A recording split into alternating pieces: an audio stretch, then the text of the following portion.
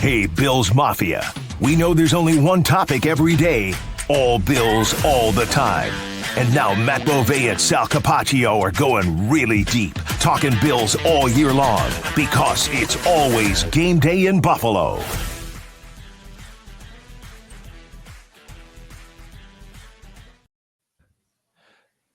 One win down, 3 more to go, 2 more to go. If you're thinking about a trip to the Super Bowl, the Bills dominate the Denver Broncos 31-7, the final score.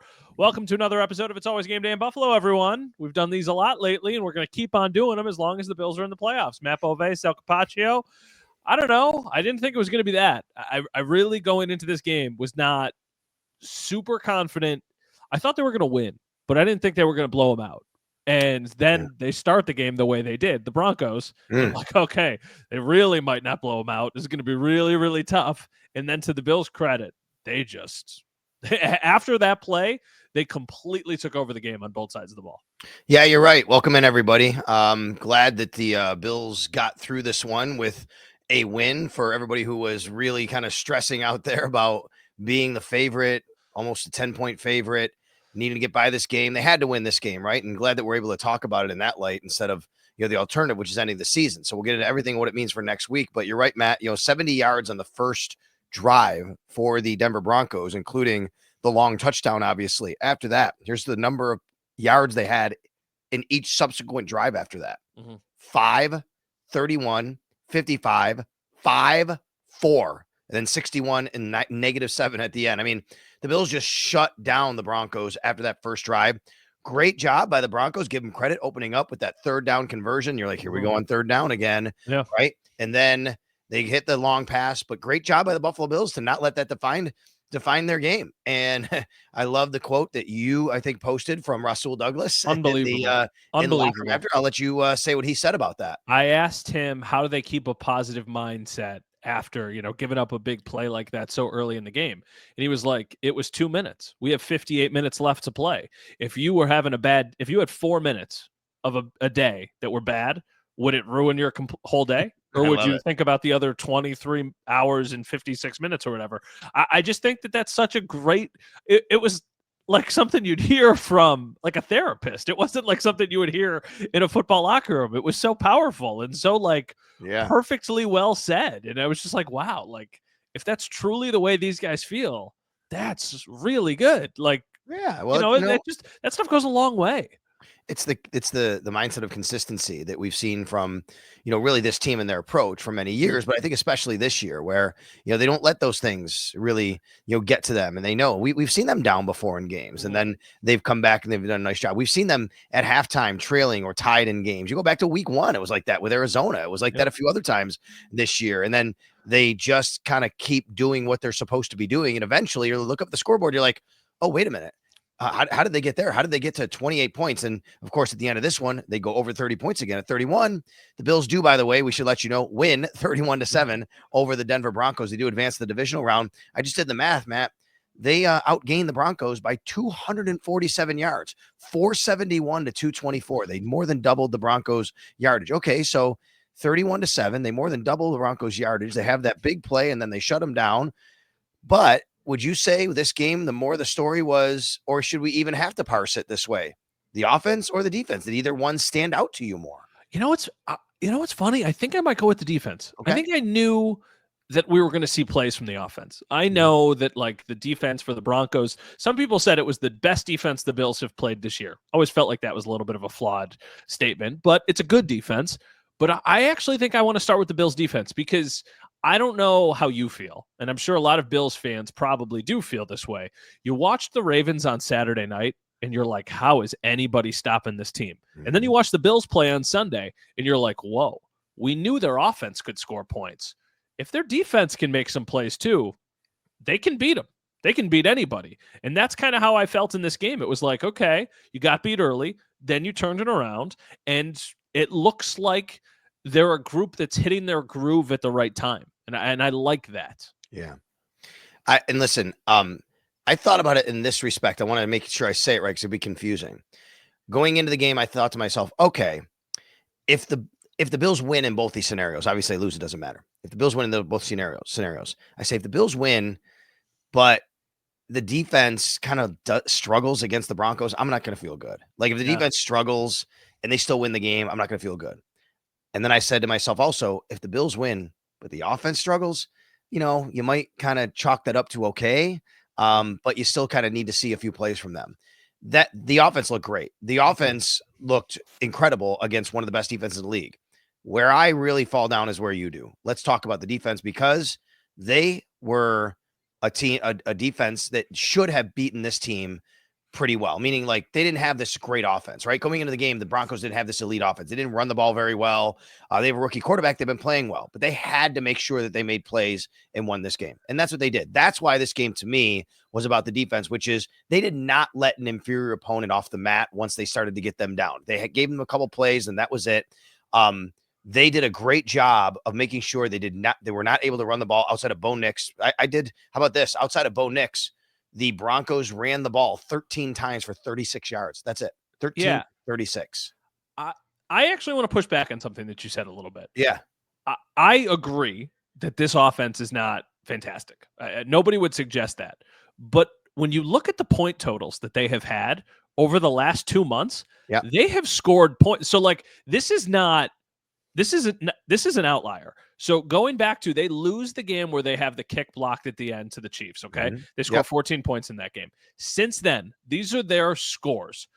38 they put up against the Falcons, 29 against the Raiders, 41 against the Browns, 31 against the Colts, 27 against the Chargers, 24 against the Bengals, 38 against the Chiefs. I mean, like quick mental math. I mean, that's basically 30 points a game. Yeah, so they were humming offensively. So it's not like, to me, I'm not saying you're thinking this. I don't think like, oh, this is a game the Bills defense had to dominate. I'm thinking like you went up against at least a competent offense and completely shut them down. Rookie quarterback on the road. I think you had to make things life miserable for him. And you know what? They started to at the end of the game once they became a little bit more one-dimensional. One area where the Bills absolutely had to be better on defense was third down. So in the first half, the Broncos convert that first third down, which led to the first touchdown of the game, then another. They were 2 of 5 in the first half. Bills did a nice job in the first half. 2 of 5 is not bad. 0 for 4 in the second half. I mean, the Broncos just really could not do much at all, but especially on third down when it came time for the money downs, they were 0 for 4. So give the Bills defense credit for whatever Bobby Babich did. Excuse me. Yeah. He was given a lot of credit in the locker room by players after the game. Yeah. Bobby Babich was Bills defensive coordinator for the game plan he had and the play calling. Individually, the guy that stands out to me is Matt Milano, to be quite honest with you. Yeah. I think Matt Milano might have been the Bills' best defensive player in this game. It's good. Yeah. You know what's funny is this is a game where we're talking about how good the defense was and how they dominated and all this stuff. This was very much like a sum was greater than the parts. 100%. Nobody in this game was like, oh, this was not like a 3.5 Greg Rousseau sack game or an Ed Oliver 8 up the middle. It was just collectively like they made plays when they needed to. Terrell Bernard made a couple plays. Matt Milano made a couple plays. Cam Lewis makes a big 4th down stop. So like there was a lot of guys who contributed, but I very much left this game thinking like, whoa, if they have something with Milano, that's a huge deal. The leading tackler for the Bills had 6 tackles.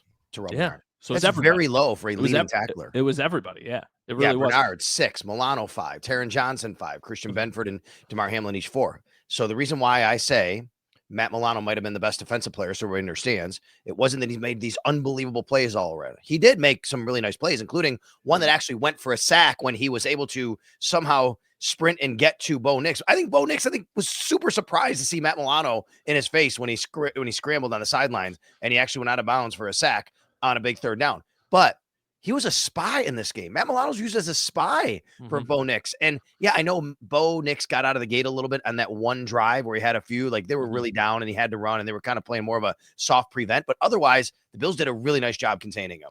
Yeah, I think that was a good sign for Matt Milano. I think that obviously him having just like any sort of impact is a really good thing for the Bills. Yeah. The one thing I'll say, and I looked it up because the numbers feel like, when you go to a hockey game and you see the shots, but it doesn't ever feel like the shots are accurate. You're like, oh, they're getting some home cooking. this feels a little bit off to me, but this is so Carl Jones posted this, and this is according to Next Gen Stats. Bo Nix was pressured on 14 of 27 dropbacks. That is a pressure rate of 52%, 51.9%. That to me feels wrong, because I sat there watching that game and I was like, the Bills are not getting home. I like what they're doing, but they are not getting home. Let me ask you a question. I agree with you, because I felt the same thing when I read that stat, and then I thought about it, because I've thought about this too. I think Bo did a lot of moving around back there. Yeah. Like, he wasn't sitting in the pocket, and I think you can count pressures as making him run a little bit. Sure. He got out of the pocket a little bit. That's a pressure. Mm-hmm. Yeah, I guess so. I didn't really feel like that was the one thing that I wanted to see more of from the defensive line. I wanted to see more disruption from Greg Rousseau. I wanted to see more from Ed Oliver. I wanted to see way more from Von Miller. There was one spin move that worked later in the game, and other than that, I just didn't feel like he was making an impact. It felt like he was out there to try and do something. They kept waiting for him to do something, but he never really did. And going up against the team that they're about to go against, like, they're going to need to get home. Look what. Go ahead. Let me ask you a question. Now, of course, you want to get sacks, right? No, you just want to keep contained. Well, okay, right. Okay, yeah.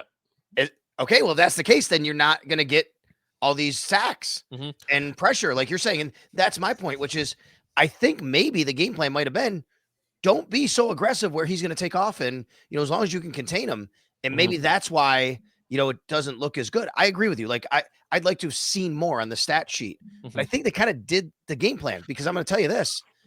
The number one team in the league at allowing sacks for pass attempt is the Buffalo Bills. They're the best at protecting the quarterback. You know who number 2 is? The Denver Broncos. Yeah. I mean, like, you're also going against a really good protection unit. Yeah. It's really interesting that they are not able to run the ball more effectively, because their offensive line is pretty good. But the Ravens offensive line is spectacular also. So this is certainly going to be a much tougher task for the Bills. We know that. We're going to talk about that way more in the week. But I really liked what I saw from the defense. I thought it was a step, not in the right direction, because we're at the point of the season where, like, you need to perform every week, but a really good sign. And if they play that way against a much more dangerous opponent, the Bills can beat the Ravens. I'm not saying, like, hey, they're going to whatever, but, like, if the defense plays well and the offense does what we know the offense can do, they can beat anybody. I don't care how good the opponent is. They're that good. I think sometimes we're so close to it that you pick them apart a little bit, and then you realize, like they're favored next week. They're barely favored, but they are favored against the Ravens next week. And, the Ravens are really good, but so are the Bills. Okay, so in my quick research here, as we were talking, I wanted to research, because I had the math, and I told you. Bills had 471 yards of offense. Yes. The Broncos had 224. Yes. I just went to Pro Football Reference and also StatHead, which is their premium site, and I have the numbers here to research this. I can't believe it. It is literally the first time since 2001, first time in 23 years, a playoff game has had one team with that many and the opponent with that few, the largest discrepancy. And it's only the fourth time in the Super Bowl era that one team had at least 471 and the other 224 or less. So it was 224 was the total. So the Bills had more than double the Broncos total yardage. Correct. That's 471 to 224. Yeah. If you take the number the Bills had, you take the number the Broncos had, you say, okay, when's the last time a team had this many versus that few? Last time was 23 years ago in the playoffs, and it's only happened 4 times in the entire Super Bowl era. That's how dominant this game was, even though at times it didn't feel like it. And that's really, when you think about it, they had a 10-7 lead at halftime, right, Matt? Like, it could have been 10-10. There's a doink field goal attempt. Yeah. Right? 10-10. And you're like, okay, here we go. They got to grind this out. But they just kept doing what they're supposed to be doing. And then eventually, I think the running game wore on them, and they did what they're supposed to do offensively. All right. So anything else on defense you want to get to? I want to get to the offense too. No, I think we're good to switch over to the offense. Okay. The Bills had the most rushing yards in a playoff game for their franchise since 1995. Yes, I mean, the Dolphins, right? That was Thurman. He went over 100 yards. It was Thurman. It was Tim Tyndale, I believe. Tim Tyndale? And I think Derek Holmes. That's a person, Tim Tyndale? Tim Tyndale and Derek Holmes. I've never heard that name in my life. Yeah, you wouldn't have unless you only saw 1 or 2 games, to be quite honest with you. Yeah. Tim Tyndale and Derek Holmes were a part of it with Thurman in 1995. The Bills blew out The Miami Dolphins at home in the wild card round as well. Yeah. The Bills had over 200 yards rushing in this game, and James Cook was spectacular, I would say. Yeah. 23 carries, 120 yards, 5.2 yards a carry. On top of that, Allen for 46, Ty Johnson for 44, 210 yards total for the Bills on 44 carries, 4.8 yards a carry. This is against one of the top defenses in the league in all metrics. Yeah, no, I mean, it was a great day. They were really efficient. The only nitpicky thing that I would have for the defense, or for the offense and for the rushing game, they were a little hit and miss on early downs. Not like terribly. Like Sean Payton said after the game, he felt like they put themselves in really like bad situations after the first downs. But I did think that there were a couple times where it was like, okay, no gain, 1 yard gain, 2 yard gain. So like, yeah, I think the rushing attack is crazy. You know, you listen to the other coaches because you want to get their perspective on it. And Sean Payton specifically gave credit to McDermott, Brady, and Cromer because he was like, you can really tell the emphasis that they have put on their run game over the last year and a half to take things not, you know, put everything on Josh Allen's plate, and that makes him even more dangerous. And I feel like that's what we saw. We saw a very balanced approach for the Bills, and that's a good thing. This is how Sean McDermott has wanted to play football for the last several years. Mm-hmm. And they get to this point and they're playing football like that. My apologies for everybody. I drank something and it went down the wrong way. Yeah. So that's why I started. I'll keep talking. If you're watching, you can see, hold on. I think I'm working through it right now as we talk. I was so excited to talk about the offense. This is what happened, Matthew. I'm glad you brought up the offensive line. We'll get to the quarterback. We'll get to the fantastic offensive line. So freaking good. They're amazing. So they were really, really terrific today. Not only that, as I said, they helped for 210 rushing yards. I mean, Josh Allen was sacked twice. Yes. Yeah. Twice is too many, I guess you might want to say. But folks are playing the team that has sacked the quarterback the most in the league with 63.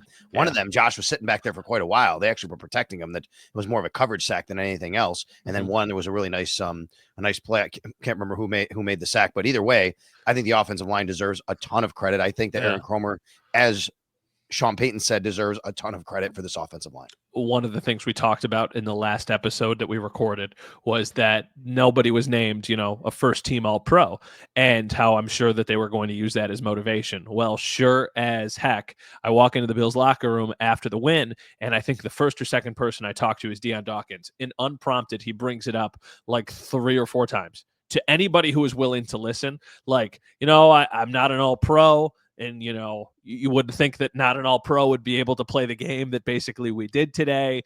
And it like basically said, he was asked a question about Bonito. He was asked a question about Nick Bonito and was like, you know, like, how did you guys, I don't remember the wording, but like Dion was almost offended that anybody ever even thought that their Broncos defensive line was going to be able to have success on them. He was like, we're awesome, basically. And I mean, they are. Like, the proof is in the pudding. They are really, really good. There was the one play, the play that I think about that's like the most perfect of this was the James Cook run where they just carried him like 10 yards or something down the field. I mean, James Cook was elusive and he was powerful. He showed a little bit of everything in this game. And of course, we'll keep monitoring Ray Davis. That was a really big, tough, situation there. He got hit in the head, helmet to helmet on a tough play where it's a hospital pass from Josh Allen. Yeah, from Josh. Josh felt so bad about it too. Yeah, he did. I mean, there's a free rusher. You're getting a blitz. There's a free rusher, and from our vantage point, it looked like you had to go up top. It's a really unfortunate situation and circumstance, but like I'm not crucifying him on that play. Like, you know what I mean? No, but but that being said, obviously if they don't have Ray Davis next week, that's a bit of a blow to your depth at running back, but with James Cook running the way he did and with Ty Johnson. So let's talk about Ty Johnson, that play, because I mean, it's the play of the weekend, I think, to be honest with you, in the NFL. It's Josh Allen on 4th down. He could have gotten the first down with his legs, I thought, Matt. I thought he was going to look for that. Looked to me like the Kansas City play where he took off and scored, but he didn't take off this time. He waited and waited and waited. Oh, here comes Ty Johnson. I'll just throw it to the back of the end zone, hope he can make a play. Oh, yeah, Ty Johnson makes a play, somehow keeps the ball off the ground, and even more somehow keeps his leg off the ground at the white line. Unbelievable.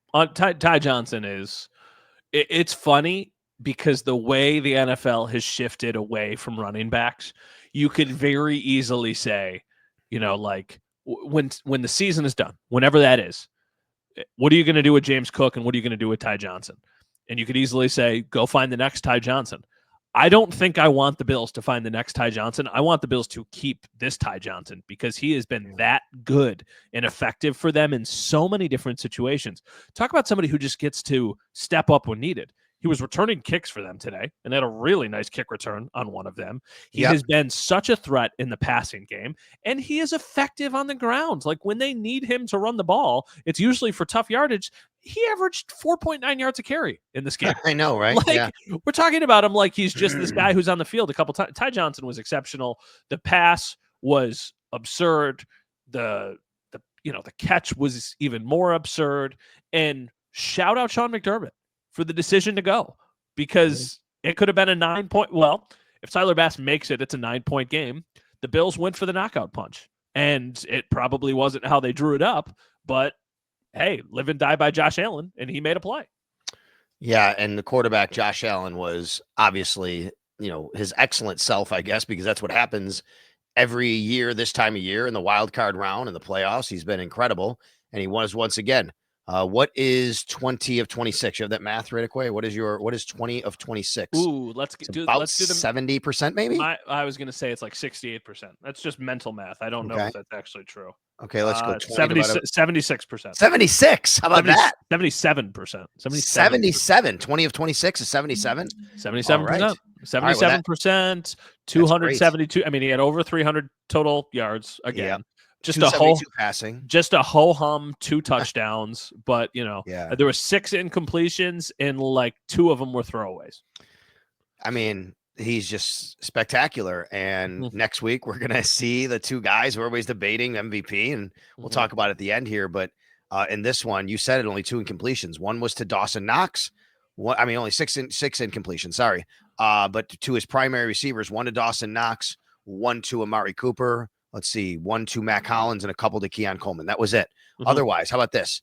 Khalil Shakir, 6 for 6. Curtis Samuel, 3 for 3. Dalton Kincaid, 3 for 3. And all of them made huge plays. Let's start with Kincaid. Yeah. Big catch down the seam / sideline around the numbers. Might have been overturned if they would have reviewed it, but who knows? It was very close. And then Curtis Samuel, a fantastic catch and run. And boy, if that guy can emerge to have a play like that every week, that would be a huge benefit to this team. And of course, Khalil Shakir, 6 for 6, 61 yards, and he is just a pinball on punt returns and when he has the ball in his hands. Yeah, Shakir's awesome. Shakir was the guy last year who they needed to step up in the playoffs, and he did against the Steelers and against the Chiefs, even though they ended up losing that game. I feel like I said this on TV tonight. If Curtis Samuel ends up making plays and you're winning, you don't care what happened during the regular season at all. You would be thrilled if he's just going to be somebody who can contribute. An awesome play design from Joe Brady. It looked like he created confusion over to that side of the field. Surtain, I think, got outnumbered, and then all of a sudden it was a bit too late, and then, Josh hits Samuel for the play, and then he gets the ball in his hands, and he becomes a running back like he was at Ohio State, and then just goes upfield and is able to break away. So, yeah, I mean, Curtis Samuel was probably, we'll answer some questions in a minute, but somebody asked me, like, who was the biggest surprise of this game?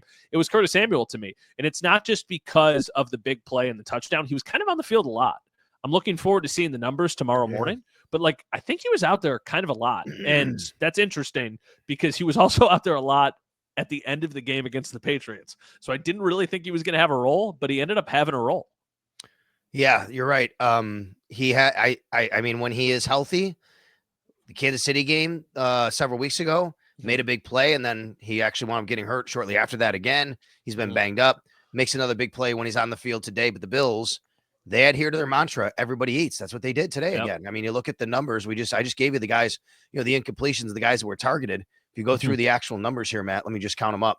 1, 2, 3, 4, 5, 6, 7, 8 different players caught passes for the Buffalo Bills today. And 1, 2, 3, 4, 5, 6 of them all had double digits, at least 19 yards receiving. So that's everybody eats. Okay. I asked on social media, on Twitter, for suggestions for arrow up, arrow down. I read a column called Arrow Up, Arrow Down, WGR550.com. And I can't tell you how many people said arrow down to the special teams. I can't disagree more. It's because they gave up a fake punt. I get it. That's a terrible play. And that one play totally deserves an arrow down. It was a terrible play. And Matthew Smiley needs to know better. And Jamarcus Ingram needs to know better. They attacked Jamarcus Ingram. He's got to be better on that play. But other than that, Matt, the special teams were very, very good. They were really good on Sunday. Let me give you a couple examples. Number one, Khalil Shakir returning punts for Brandon Codrington. Yep. Awesome, right? We just saw that.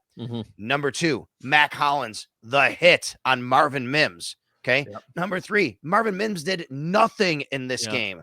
Okay. Defensively or in special teams. And how about Tyler Bass? I mean, not only 5 for 5, his kickoffs were great. He put one at the 1 yard line that then bounced through the end zone, which means you have to start at your 20, not your 30. I thought special teams was very good in this game, except for, of course, one huge blemish, and you can't ignore that. I'm not doing that. I think special teams was actually far more good than bad. I mostly agree with you, but the special teams blunders continue to be a concern. I know, but I think in this game it doesn't matter what happened in the past. Were they good or bad in this game? Special teams, they were fine. They were what they need to be. They were. I thought they were better than what they need to be. They were very good in this game. Yeah, I mean, more good than bad, but the bad might have been the most impactful play. Now, they're lucky that it didn't come back and bite them because the defense was good and then they punted. But, I mean, it ended up pinning them back. So okay, let's play this game, all right? So the Broncos do the fake punt. Yep. The Bills stop them, and then they punt again. They put the Bills to the 1 yard line. Then the Bills get like 30 yards. They punt it back to the Broncos at the end. The Broncos go down the field, hit the upright, and don't get any points. So it wasn't impactful whatsoever. So it wasn't, but it could have been. Sure, no doubt. Okay, but I'll push back and say it was the most impactful. You don't think? I'll tell you what was almost just as impactful. Those kickoffs I talked about and Mac Hollins hit. Like, those were all very impactful plays in this game. I agree and understand with what you're saying, but I still don't have much confidence in the special teams. I agree with that. As a whole. And I think that can be, those little things can be the difference. I'm parsing the fact of compartmentalizing here. This is my point of people who were telling me the special teams deserve an arrow down. They do not. They should still be a concern. They have not been good all year. They gave up a big play. In this one game, regardless of anything that's happened, they were better than they were bad. But then I would say this. All of the other things you said are much more tied to players executing what they need to do. And the biggest blunder was more of a coaching mistake than a player execution mistake. Are you sure it wasn't on Jamarcus Ingram? I mean, Jamarcus Ingram looked like he was like 40 yards away from the guy. So, I mean, sure. But, like, don't you think they need to be prepared for that? Like, don't you think that they need to be, like, telling their guys? How do you know? I guarantee. I mean, they could very well be saying, like, watch the fake, watch the fake, watch the fake. But you don't know what kind of fake is coming. Could be a snap to the up back or whatever. No, of course. But what's the alternative there? Should Jamarcus Ingram also, he doesn't know he's going to fake it. So he's also probably blocking for his return man. But then all of a sudden, Marvin Mims make a nice play. I'm saying I don't think it has to all be on coaching. I think Jamarcus Ingram got beat. No, but I think more of that is on coaching than it is on the player, because I'm assuming that they weren't prepared for that situation, and I don't know if that's. I doubt they thought they would fake it in that situation. I agree with that 100%. And I'm also just thinking back to, like, how did their season end last year? It's not completely because of a missed field goal, but a missed field goal would have tied the game, or a field goal would have tied the game. And then, 13-second blunder. So, like, they've had special teams blunders in the playoffs. When they had the fake punt, I tweeted today, it feels like in every playoff game there was a special teams blunder that cost them, because that's how it feels from watching and covering the team. Like, you can't. The Ravens are fantastic. It's going to probably be a really close game. And if you have a special teams blunder, that might be the difference between winning and your season coming to an end. No doubt. I'm just here to say once again, they had a huge special teams blunder. They also had several really good special teams plays. But don't you think if you're gonna take that stance, and the offense is fantastic, like, it's 35, they give up 30, they score 35 points, and then they're down, and then the last drive of the game, they throw an interception or something. You would, like, don't you think you would say, oh, the offense was great? I don't think you would say that. So the offense was good, but they made a critical mistake. At the end of the game, I think it's a little different. This did not happen. I understand that. I'm just saying, like, you know what I mean? If the one play is the most significant play, I kind of feel like that diminishes the other good stuff that happens. And I disagree that it was the most significant. It was a very glaring mistake because it was a fake punt, and we don't see that a lot in the NFL. Yeah. Well, should have seen it more with him, though. I mean, he had an onside kick. I guess the point is, you agree on the special teams deserve an arrow down? I don't. You said on the podcast that he would do this stuff. I did. If we know that you're still not understanding my point. The point I'm making is people said the special teams deserve an arrow down. Do you think they did? Hold on, they're announcing special teams. Yeah, hold on. I don't know if they're announcing the divisional stuff, but they're saying okay, no, it's just I was simply making the point of this before. Let me start the conversation over. People who are tweeting at me the special teams, overall special teams deserve an arrow down. I'm sorry, I'm not giving one. I am giving one to that play. I'm also saying I don't think special teams overall was bad in this game. I think they were actually either even or better than bad. That's fair. That's all I'm saying. That's fair. That's fair. But I don't know if people after this performance are still any more confident than they are before the game was played. They might be less. I don't disagree with that. They might be less confident, and that's in coaching. That's not in the actual players on the field. Do you give anything to coaching for the kickoffs? Do you give anything to coaching for the punt that resulted in Matt Collins' hit? Yeah. I mean, these are things they're coaching too, right? I mean, I guess I'm a coach defender a lot because I just think that it's so easy to say, well, they should have been prepared. What about the 10 great things or good things they did? Should not coaches not get credit for that? I mean, what about all the great things that they did in the 13-second game until the end? Sure. It's just you never know, not you, just generally speaking, you never know what could end up being the difference. And you need to eliminate as many of those situations as humanly possible. And I think that they will be better prepared now. I think that they got their special teams blunder out of the way. No, I mean, maybe not. I'm just like you. I'm just like everybody. But that wasn't the point of what I brought it up. I'm just like you, that going forward, I'm even sorry I brought it up because I don't think, I guess maybe I'm mistaken here. No, I'm just saying that I don't think people should be killing special teams after this game. I think special teams had a good day and they made a huge, huge mistake. And that mistake actually did not wind up killing them. And and that was a good thing because it happened in this first half and they didn't even score. I think it's the result of a lot of other things going right. And you have to find something to say wasn't perfect. That's exactly correct. So it means people are just searching for something. Yeah. Yes. If you're you didn't say you needed arrows up. You said you needed arrows up and arrows down. So the arrow down is fake punt allowed. Yes. Not special teams as a whole. That's the point. Yes. Yeah. Am I right? Am I, I don't know. Maybe we spent too much time. You're right. But I would imagine people put a blanket statement on that.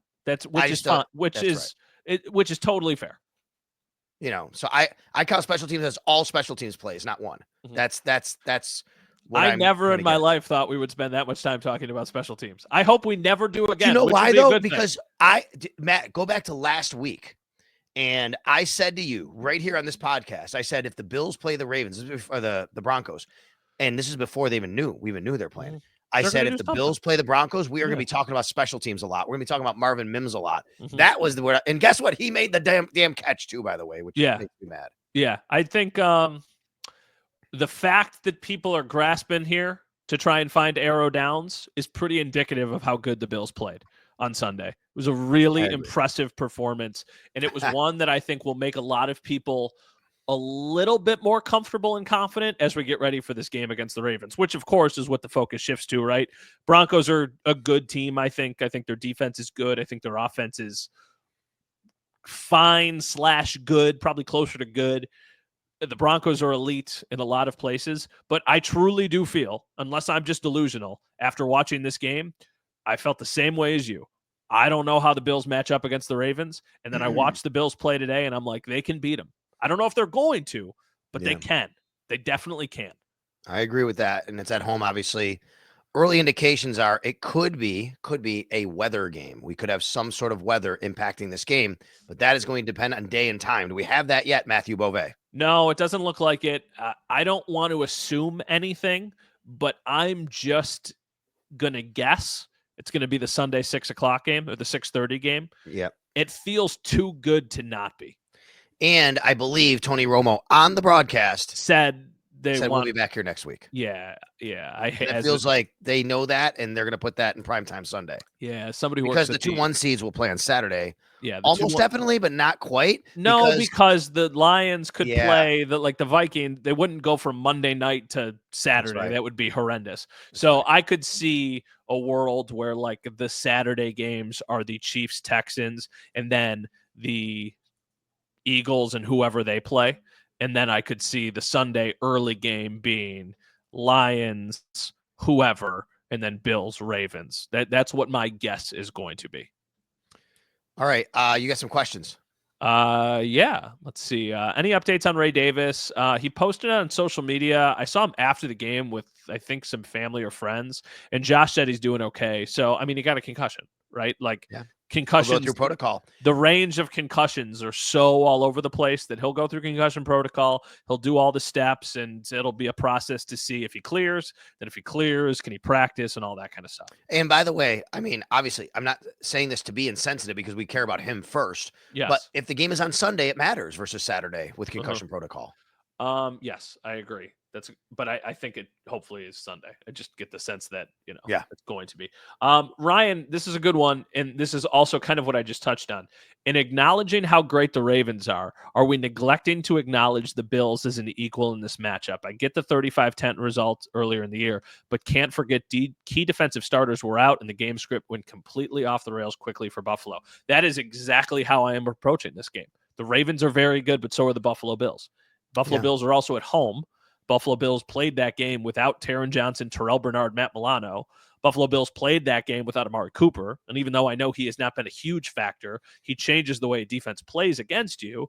Khalil Shakir got hurt in that game. Very early. They called a trick play that was a disaster. Like, a lot went wrong for the Bills in that game. It's a really, really hard match.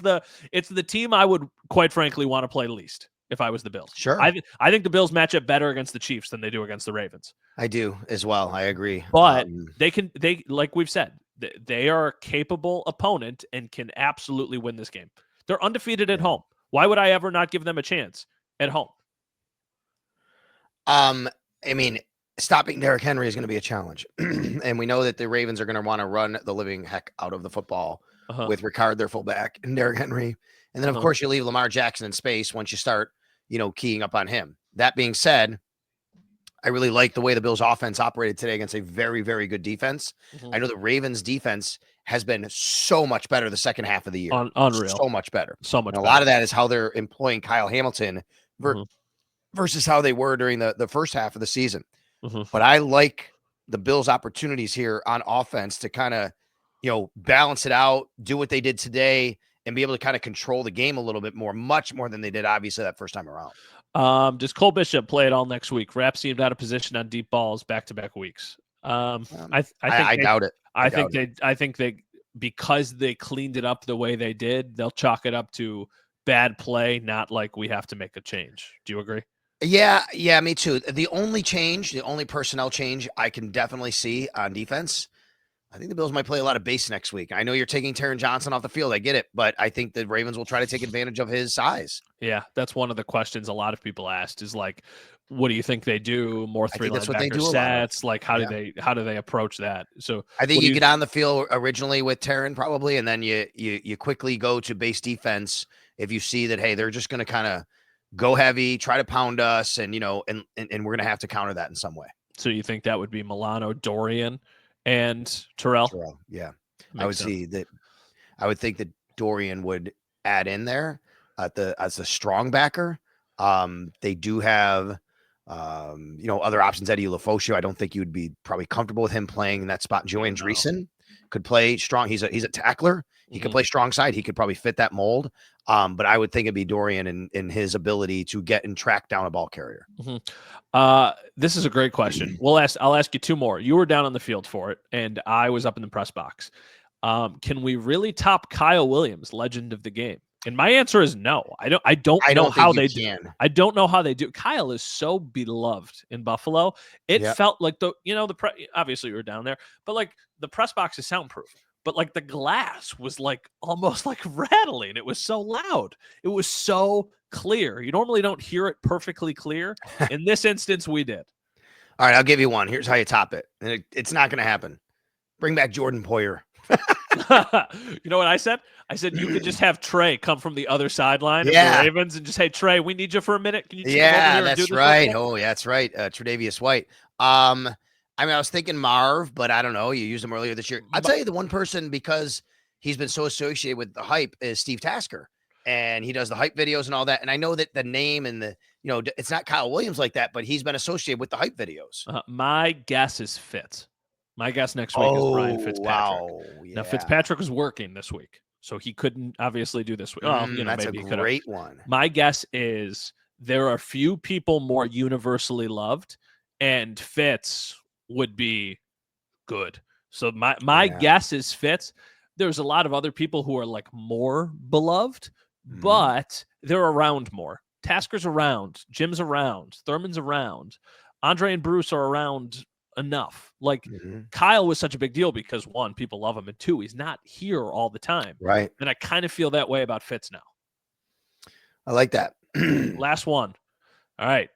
We all assumed this was the matchup, but after this weekend's games, do you feel better, worse, or the same about playing the Ravens? Okay, I'm going to start. I'm going to say better, although it's still it's a very tough matchup. I'll say better now than I have, because I think today the offense showed me a lot by going against that defense and having the performance they did. But I would also tell you that I in a very strange way, I almost feel better about this game than I did going into the Denver game, because there was so much pressure on the Bills against the Denver Broncos. You just can't lose it, right? Like, you have to win that game. Bang. In this game, there might be more pressure on the Ravens, believe it or not. Yes. So it's funny. As we said in the last episode, drought baby, you just almost kind of always assume like things will go wrong. I hated the Denver matchup for a lot of reasons for the Bills. I thought they were going to win, but I did not think it was going to be a dominant win. And like I had said so many times, last week was excruciating for Bills fans because there's no positive outcome. It's either you win and you get to then start focusing on the Ravens, or you lose and your season ends. Like, anything less than a win would have been a massive failure, but you almost had to like win in style for it to feel like you had confidence. And they did. They won in style. I also feel better than I did 24 hours ago, or even at 1:15 earlier this afternoon. It's going to be really tough. It's a really, really, really hard game, but it's in Orchard Park. And the way I saw that offense, the Bills offense, played today, I think they're going to be able to score points on pretty much anybody. So if you're the Bills offense, I have no idea what the defense is going to do. But if you go score 30 points, you're in the game no matter what. It's not like the Ravens are going to score 50. You know what I mean? Like, you're in the game. So if the offense has a good day, they are going to be in the game with a chance to win at the end. And if the defense also plays a good game, then they're going to win the game. That's my thing. We'll have a lot more on this as we dissect it, as the week goes on. That's for sure. We have Ravens friends. We got Ravens friends. Oh yeah, we got Ravens friends. We had a lot of Broncos friends. Yeah, we got Ravens friends too. I've already been. Our buddy Jason Lock-on-4 has already asked me to be on his radio show this week down in Baltimore. I forgot he's out in Baltimore. He's an Odyssey guy too. Yeah. We got Jeremy Kahn over, our Odyssey guy. He's a really good guy. We could tap into a lot of different Baltimore and Ravens people. Do you think the Texans have any shot to beat the Chiefs? No, I don't. I mean, the Chiefs beat the crap out of them, but it was a decently close game for a while. Like the Texans held in for a while, and then I have to go back and look at exactly what happened. Was it? I'm going to bring it up real quick because I remember. So the only reason 27-19. I feel like they scored late. Let's see, 27-19. No, it was 17-16 at late third quarter. Okay, all right. Yeah, I went to Shays that day and saw Lion King, and I remember it was a 1:00 show, and I remember leaving the show and looking at my phone and being like, "Of course, the Chiefs won 27-19." So yeah, I mean, hey, give them a shot, but at the same time, I don't know. I feel like the Chiefs are hosting the AFC Championship again against probably the Bills or the Ravens. Most likely. All right. What else you got? Anything? Are we good? No, we're good. Obviously, we don't know Are the we time good? I'm yet. sorry I yelled at you about special teams. No, you didn't. I think people like when we disagree more. Sometimes we're pretty. Sometimes we're. And I pretty want. I always feel like I'm like, I know Matt brings some semblance because I do defend coaching a little too much. I just know I've lived in that world and I know people and I know it's not always like you can have a great play and you can draw it up. There have been too many mistakes by Matthew Smiley's unit. I wouldn't be surprised if they move on to him. I'm not telling anybody anything there that's different. I just thought that there was a lot more good there today than should be recognized, even though they did have one really bad play. Well, you know what? I think that a lot of people would be really happy if in 1 week we're talking about a Bills win with a special teams blunder, and we can argue about the special teams blunder, but we'll also be getting ready to book a flight to Kansas City. So we'll see how it plays out. We'll once again hit you with a lot of content. And yeah, this is a fun one. We've been very fortunate this year to cover some really great games. We had the Chiefs game that people called the game of the year. We had the Lions game. We had some fun primetime games like Josh against Lamar in the AFC Divisional Round is about as good as it gets. Been crescendoing to this point for quite a while now, right? Yes, it is. I mean, no doubt about it. All right. Thanks a lot to Mike Robier, our producer. You can always find us wherever you pod, of course, on audio, whether that's iTunes, Spotify, the Odyssey app, and of course at the Sal Sports YouTube channel. We appreciate you watching as well. We'll be talking to you a little bit later on in the week.